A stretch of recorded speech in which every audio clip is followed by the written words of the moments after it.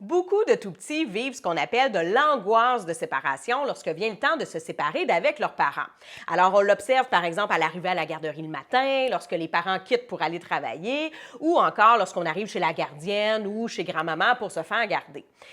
Êtes-vous de ces parents qui ont le cœur absolument crevé lorsque vous vous séparez de votre enfant parce qu'il est vraiment accroché à vous et qui pleure tous les larmes de son petit corps? Comment on gère cette situation-là? Je suis Mélanie Bilodeau, psychoéducatrice spécialisée en périnatalité et petite enfance. J'accompagne les parents et les intervenants dans l'éducation positive et bienveillante.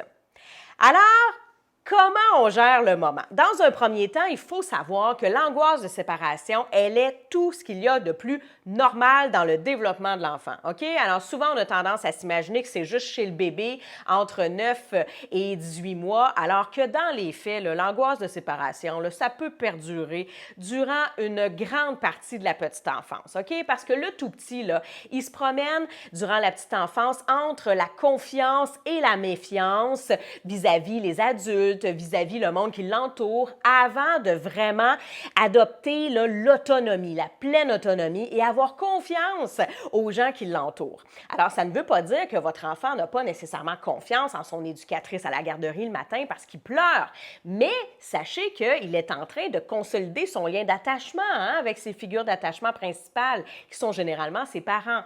Alors, c'est tout à fait normal que ça soit difficile pour l'enfant de se séparer de sa figure d'attachement. C'est pour ça qu'on observe parfois une certaine habileté chez l'enfant à se séparer d'une des deux figures d'attachement. Alors, parfois, les parents vont dire, ben moi, comme mère, je ne peux pas aller reconduire mon enfant à la garderie le matin parce que c'est beaucoup trop difficile, mais avec papa, ça se passe drôlement bien. Bien, c'est normal, probablement que la mère est encore la figure d'attachement principale et le père demeure une figure d'attachement secondaire qui peut devenir éventuellement une figure d'attachement principale aussi, OK? Donc, autour de 2-3 ans, vraiment, l'enfant va hiérarchiser ses figures d'attachement et si le père et la mère sont impliqués exactement au même niveau, bien, l'enfant, il va vraiment avoir le même attachement sécurisant pour les deux parents. Donc, il faut savoir que c'est tout à fait normal que ça soit difficile pour l'enfant de se séparer au moment où le parent quitte, par exemple, du lieu de garde.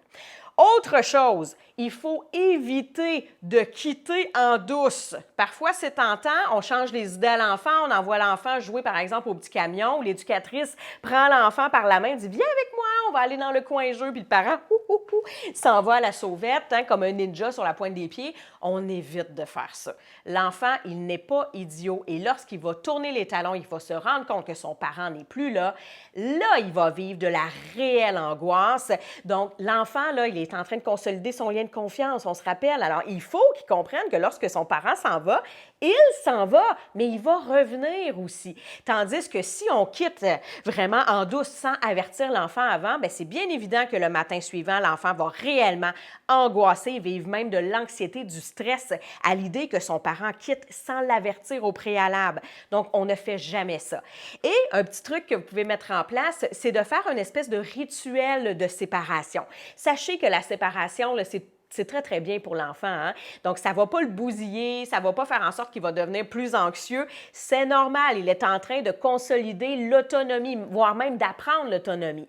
Donc, de faire un petit rituel avec l'enfant pour qu'il puisse comprendre que, OK, ça s'en vient, mon parent va bientôt quitter, ça devient quelque chose de sécurisant pour l'enfant. Donc, comme rituel, c'est très, très simple. On ne parle pas d'un rituel de 15 minutes. Le matin, ça presse, on s'en va travailler, on n'a pas le temps de toute façon. Donc, ça peut être de dire à l'enfant, OK, câlin, bisous, on se dit bye-bye. Donc, câlin, bisous, je t'aime très fort, bye-bye, maman s'en va ou papa s'en va. Ça peut être aussi simple que ça. Trouvez votre rituel à vous, ça peut être absolument n'importe quoi. Juste d'aller placer nos petits souliers dans le vestiaire, d'aller placer notre manteau sur le crochet, câlin, bisous, on quitte, ça fait partie du rituel. Maintenant, lorsque l'enfant pleure, bien là, c'est correct, à un moment donné, il va falloir quitter. Alors, on ne va pas garder l'enfant accroché à nous jusqu'à la voiture. Donc, à un moment donné, donné, une fois que le rituel est fait, on dit à l'enfant, ça va bien aller, j'ai confiance en toi, on va se revoir plus tard, je t'aime très, très fort.